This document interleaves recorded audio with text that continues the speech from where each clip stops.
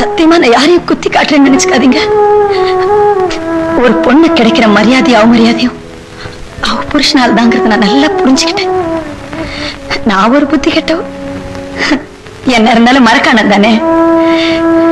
என் வீடு, என் மாமா, என் அத்தை, என் மச்சனங்கன்னு நான் ரொம்ப எதிர்பார்த்தேன். கூட்டு குடும்பங்கிறது ஒரு நல்ல பூ மாதிரி. அதை கசக்கிட்டோம், அப்புறம் போது பார்க்க கூடாது, அசிங்கம்.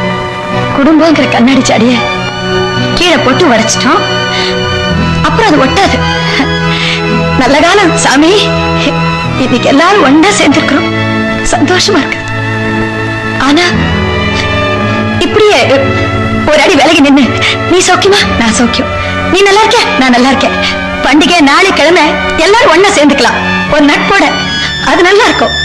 அதை விட்டுட்டு திரும்பி மறுபடியும் ஒன்னா கிட்ட வந்துட்டோம்னா ஏதாவது வாய் வார்த்தை தகராறுன்னு வந்து சண்டைன்னு வந்தா தாங்கிக்கிறதுக்கு என் மனசுலயும் சக்தி இல்ல, என் உடம்புலயும் சக்தி இல்லை.